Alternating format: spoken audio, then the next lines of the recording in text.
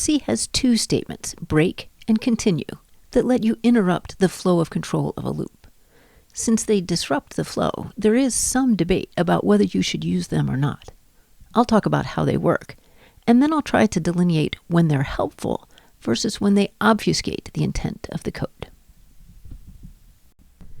The continue statement can be used inside either a for loop or a while loop.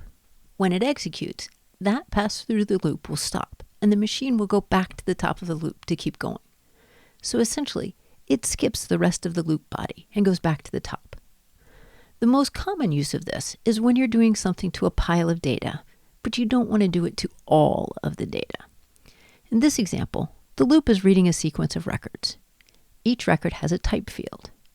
If the type is empty, or the best type, we don't want to do anything to it. So the continue statement skips the rest of the loop body, and we go back to the top of the next to get the next record.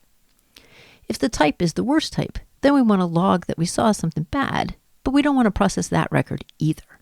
Again, the continue takes us to the top of the loop to get another record. For all other types, there's a bunch of processing we want to do, and when that's finished, the loop will keep going as normal.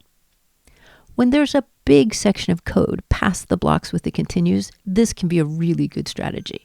It makes it clear which types we don't want to process, or want to process minimally. And then the main part of the loop is processing the data that we want to process. For completeness, let's look at what the code would look like if we chose not to use the continue statement. Here's the example code we looked at. I left a big space for our processing code. If I can't use continue, then I have to negate the conditions and nest things to get the same behavior. So this if will make it skip all of this code for the types that we don't want to do anything with. Then we have to handle the worst type by hand, and our main code goes into this else block. In cases like this, I think the continue statement makes the skipping of records more clear and our code less deeply nested. So there are cases where continue makes things better. The break statement says, stop the loop and jump to the first line after the loop body. Essentially, we are aborting the loop completely. In this example, we have a number guessing game.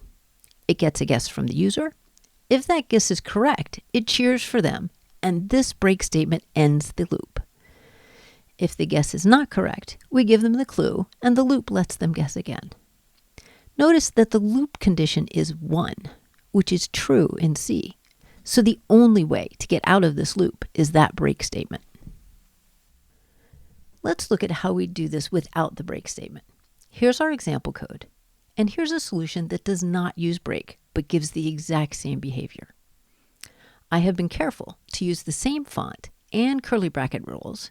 Yes, I prefer them on the next line, even though that is not typical for C programs. So the first thing that I notice is that the no break solution is shorter and has less nesting. Well, that's certainly in its favor. However, my real preference from the no break solution comes from how the coding of the loop matches the behavior we want. This game is definitely sentinel controlled. If you need an explanation of that term, check out the video linked above. That's because it should run until the user makes a correct guess. We code sentinel controlled loops with while loops. Even though both of these solutions use a while loop, the break solution is coding an infinite loop, not a sentinel controlled loop. So when someone comes to read this code at a later date, it looks like an infinite loop, and you have to wade through it to figure out how it finally stops. Because the no break solution codes the loop as a sentinel controlled loop, the behavior that we want matches the code, and it's easy for someone to see the overall behavior of that loop.